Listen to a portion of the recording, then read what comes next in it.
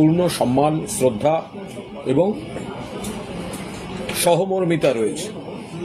যে ঘটনা ঘটেছে অত্যন্ত খারাপ। এই ধর্ষক, খুনি, জানোয়ারটার শাস্তি, ফাঁসি আমরা প্রথম থেকে চেয়েছি। পূর্ণ সহমর্মিতা বাবা মার প্রতি রয়েছে, কিন্তু তারা যা যা অবস্থান বদল করছেন, কখনো সিবিআই চাই, কখনো বিজেপির সঙ্গে এতে যাচ্ছেন, কখনো বলছেন সিবিআই আমরা কাজ করছে না, সিবিআইয়ের উপর ক্ষোভ দেখাচ্ছেন, আবার শুভেন্দুবাবুর সঙ্গে নবান্ন যাচ্ছেন, কিছু মিলছেন।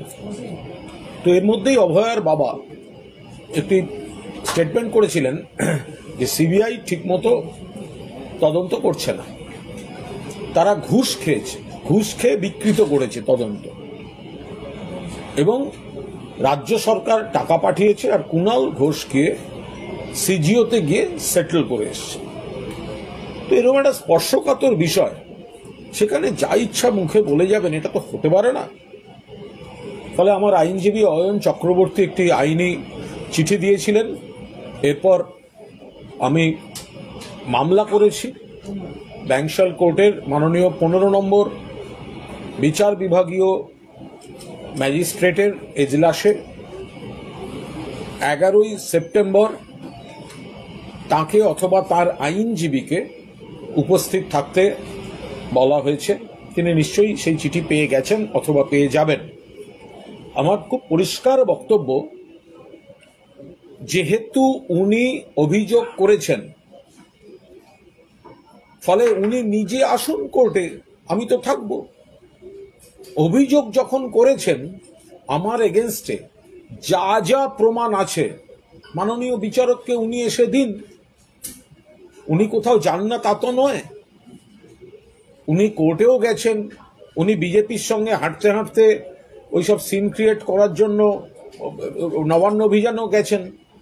আর এখানে তদন্তের স্বার্থে ওনার কাছে যা আছে, হয়তো আমার বিরুদ্ধেই আছে, ওনার কাছে যা আছে, তো উনি এসে যেন সরাসরি নিজে বলেন মাননীয় বিচারককে।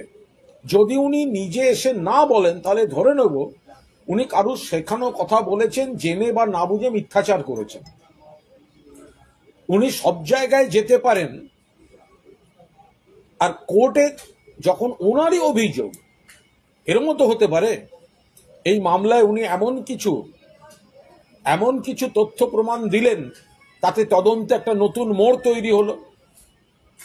হতে পারে আমার বিরুদ্ধেও সত্যি ওনার কাছে কোনো তথ্য প্রমাণ আছে, আমি তো সেগুলো আমন্ত্রণ জানাচ্ছি ওনাকে।